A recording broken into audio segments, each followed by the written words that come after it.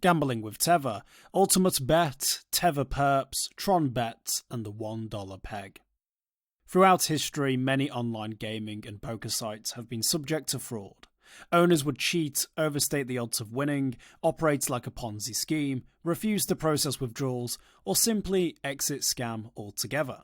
The 2006 Unlawful Internet Gambling Enforcement Act banned transferring money to and from illegal gambling websites, making it impractical for an online gambling business to serve US residents.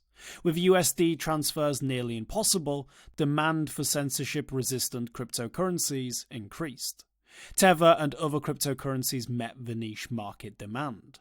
Bitcoin financial transactions started in 2011, Mastercoin in 2013, Tether in 2014, and Ethereum in 2015, all quickly found traction in online gaming. Eric Voorhees founded Satoshi Dice in 2012, a gambling site with odds that were fully on-chain and auditable using only the Bitcoin protocol itself. Unrestrained by typical USD and banking transfers, Satoshi Dice became one of the fastest growing gambling sites in the world, soon after it launched. Voorhees was able to boast millions of wagers and earned over $500,000 in profit within just 8 months. Links between Tether, FTX, and online gambling. For years, exchanges have reported more Tether-denominated transactions than any other cryptocurrency. Indeed, Tether trading volumes have consistently outpaced Bitcoin. Tether on the Tron blockchain is particularly popular. Tron is overwhelmingly used for gambling.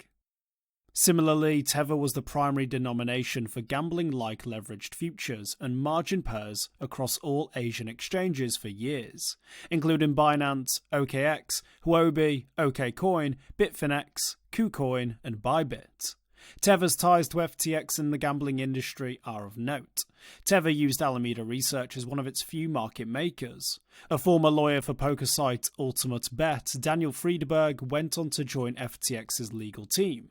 Friedberg has agreed to cooperate with US law enforcement regarding FTX and Sam Bankman-Fried. Friedberg used to work at the same company as Tether's current general counsel, Stuart Hoegner. Friedberg was a chief executive at Ultimate Bet, while Stuart Hoegner was working as a compliance officer for ex-Capsa. Ex-Capsa owned Ultimate Bet, which was caught cheating on its own customers through a secret God mode view. Friedberg could have access to some interesting information about the relationship between FTX, Alameda Research, and Tether. One of the final trades made using FTX customer funds was a massive bet against Tether via decentralized exchanges Aave and Curve, using Circle's USD coin stablecoin. That bet caused Tether to briefly depeg several cents from its $1 target price amid the collapse of FTX and Alameda. FTX, Alameda, or another Tether-associated entity might also have made massive bets using Tether during FTX.com's final hours. The exchange's transaction logs during the hours before its bankruptcy are in disarray and might never be reconstituted.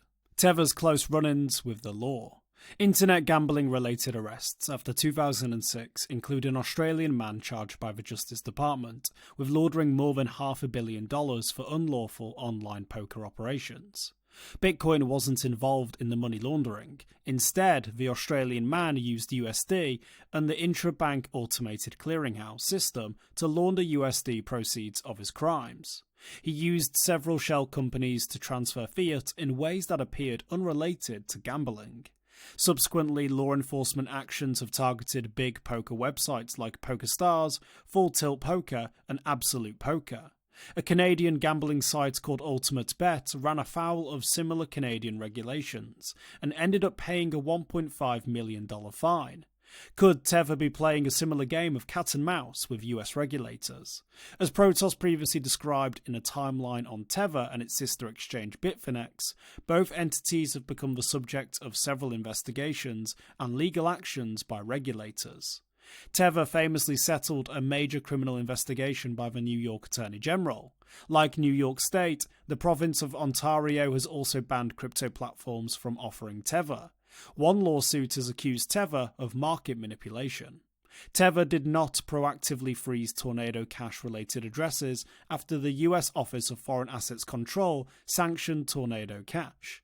In September 2021, the Securities and Exchange Commission hinted about another investigation into Tether by denying a Freedom of Information Act request for Tether-related documents.